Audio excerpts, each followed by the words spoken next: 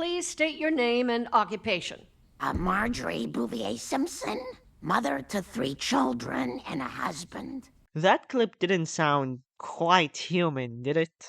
That clip sums up pretty well the strange effect on Marge's voice that has been going on for the past season or two. And I suspect there is more to it than just Julie Kavner getting older. Now, Marge's voice is a touchy subject. You usually have two crowds of people: the people that accept Julie's older take on the character and keep on watching, and the people who will put off the entire show just because her voice has degraded over time. It has effectively done more harm to the show than anything the show itself could pull off in an episode. And I mean no disrespect to Julie. I personally think that she's still doing a great job and pulling out some of the greatest performances of her career in episodes like Pixelated and Afraid and Mid Childhood Dream. But during season 36, I began noticing a weird distortion effect that Marge would have whenever she would speak.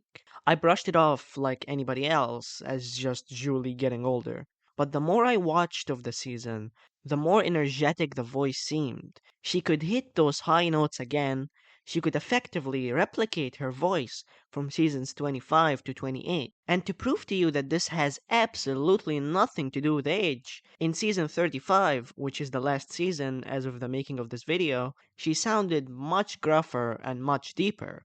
While here, again, she sounds higher pitched and younger. Here, have a listen. More or all done?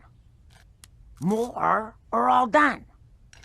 More or all done? Oh, great, now I'm out of Cheerios.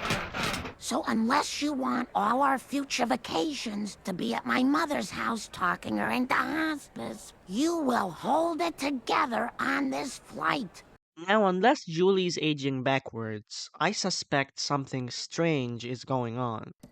Your ideas are intriguing to me, and I wish to subscribe to your newsletter. Another thing that gave away that this might actually be a real thing that's happening is in the episode Convenience Airways, where Mr. Burns' voice is being very obviously edited with some sort of filter. I win. I convinced young me to become old me, and warned him not to marry Roseanne Barr. And the reason why this is important to this discussion is that if you look online, the actors who get the most amount of pushback regarding their performances happen to be, you guessed it, Julie and Harry Shearer, who play Marge and Mr. Burns. A lot of recent articles have come out for season 34 and 35 about how Shearer can't do the voice anymore. And on whatever new clip of The Simpsons is released, you get all those annoying comments of, "Oh, Julie sounds terrible now. Let Julie retire," like she's held against her will doing the lines. It's all very weird. Matt Selman would ignore these questions regarding the voices declining. And with the show recently having been renewed to its 40th season, they'd want to keep the voices intact, which gives them reason to modify the voices. And all this online discourse confirms that they are at least aware, the crew are at least aware of the voices declining and of the online discourse regarding it, which might, again, this is just speculation, might confirm that they are using AI to touch up their performances. Maybe not necessarily AI, but some sort of filter, de-aging filter, to touch up the performances. So at the end of the day, this is very worrying, especially when you start considering the show's future. If they're willing to use AI to stop the actor's voice from aging, then who knows how much they're willing to lean into that when the actors retire or pass away. It shows a willingness to keep the show alive by all means necessary, even if it means removing the human elements of the performances. And while right now, just to touch up the performances, seemingly at least, this could lead to them keeping the show alive through artificial means, which would just be terribly dystopian. So, anyways, here's a reel of all the artificial moments I found from Marge and Mr. Burns. Oh, there's so much anger and hostility around us. Where does all this negativity come from? Calm down, noisy pants. You know your father only has a 2-hour lunch break. But she's screaming for help!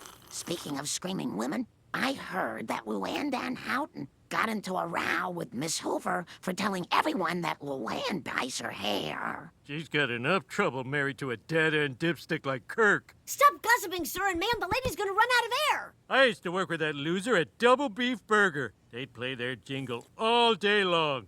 Now, how did that go? Who cares about burger jingles? She's gonna die! I think we all know this is another one of your famous fibs. Oh, honey, we'll never doubt you again.